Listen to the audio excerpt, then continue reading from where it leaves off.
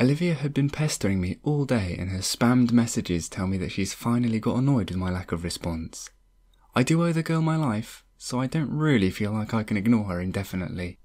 Darn soul bond, I whine as I juggle my warm, microwave-ready meal with one hand and fumble my phone with the other.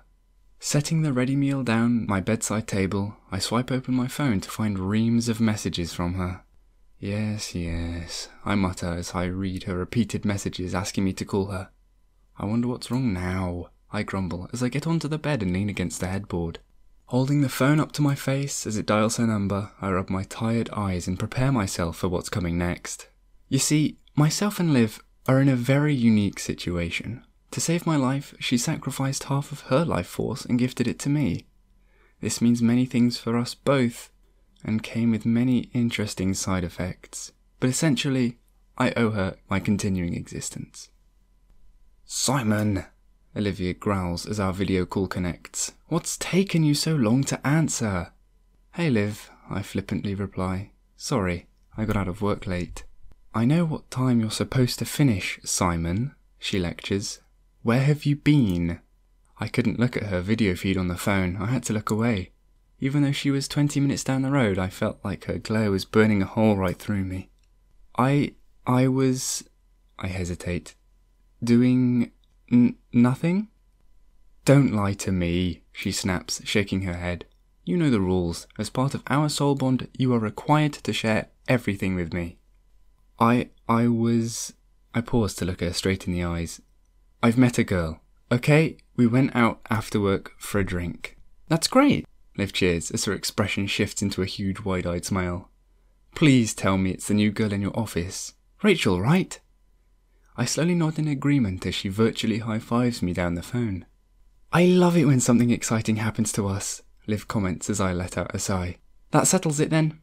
No, Liv, I answer, shaking my head. We only did that last week. I've got a good thing going here and I don't want to mess it up. We've, she barks back with a frown on her face. We've got a good thing going. Right. I reply with a nod of my head. We've got a good thing going. I shuffle around awkwardly for a moment, knowing that I'm not going to be able to talk her down. Still, I had to try.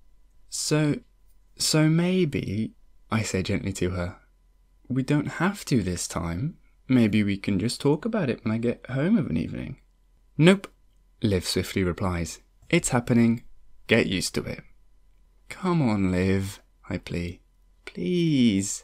No way, she asserts and points to her soul bond mark on her shoulder. Let me meet her tomorrow and maybe it can just be a 24-hour trade. I really don't want to. At this point, I wasn't hiding the fact she's annoying me. I let out a very obvious sigh. Simon, grow up, she growls. I'm hanging up now. I will speak to you in the morning. No, wait, I cry. No luck. She hung up on me. Knowing Liv, she's going to enact the trades straight away. That gives me 30 minutes to put everything in order before my body passes out. I look over at my steaming hot ready meal and huff in disappointment. So much for that, I whine as I get off the bed and look at the calendar on my wall. Running my finger down the days, I let out a sound of relief. Luckily, it's not that time of the month, and damn, I was glad about that. Not so anxious about the trade. I knew time was ticking. I must get things ready. She likes me to have set out my schedule for the day and put out clean clothing. As annoying as that is, it does make it easier on me when she affords me the same luxury. Rushing around and prepping the best I could, I give the place a quick tidy. Stuffing a few mouthfuls of my meal into my mouth, I get comfortable on my bed. As I lay back with my head on the pillow, the familiar sensations flow over my body. This wasn't the first time I'd felt the intense sensations enveloping my entire body. Now it was like clockwork. I knew exactly what to expect. The next morning, Liz's alarm blares out at me from her bedside table. I'd asked her so many times to turn the volume down on her phone. Rubbing my sore eyes and sitting up, I reach over to the phone.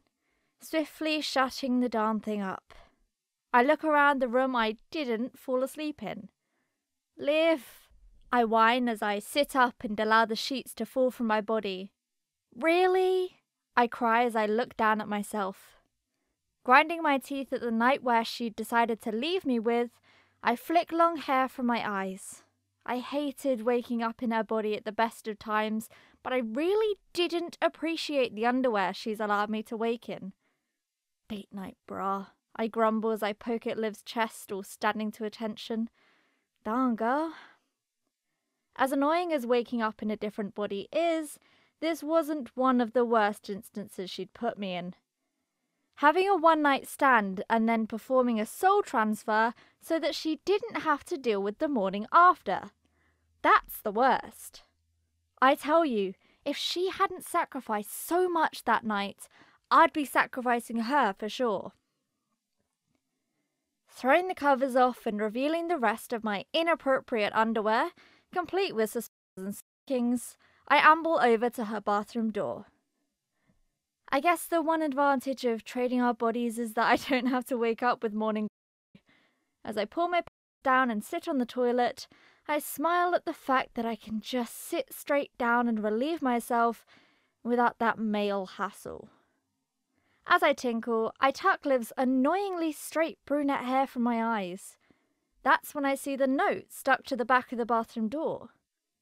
Meet me, I read the note with a chipmunk high-pitched voice, at the cafe this morning for breakfast. Sure, I say to myself with sarcasm as I pull my underwear back up. I'd love to. Stepping back into her room, I untie her hair and allow her locks to drape over my bare shoulders.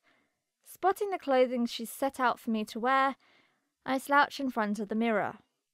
Huffing again, I stare into the green eyes of my friend and contemplate my existence. Mornings, I whine as I pick up her straighteners and turn them on. You better have brought some new foundation. I'm not going to sit here and struggle to get those last few bits out again. Doing makeup and hair had become almost a breeze. She's given me many lessons over the last few years, and I'd started to put my own flair on her usual makeup style. I liked giving myself mascara wings, mostly because I knew she hated that look. Once I'd got her hair all straight and up in a ponytail, I moved quickly onto her makeup. I wasn't going to spend a huge amount of time making it perfect. Just looking at her face in the mirror was enough to make my blood boil. If she does anything to ruin my new relationship, I am going to be so cross. Looking at the clock, I knew I didn't have much time to get to the cafe. I need to get dressed pronto. Thankfully, Liv's preparation last night made it easy. I was tempted to leave the over-feminine red stockings on for work today, but I knew that would draw unwanted male attention my way. Not something I wanted to be dealing with. Once I'd got them off, I grabbed for the dress she'd selected for me. It's a black pencil dress with long sleeves and a sweetheart neckline. Not really what I wanted to be wearing with a date night bra, but time was ticking. Once I got the dress on and adjusted myself to get comfortable, I grabbed some socks from her drawer.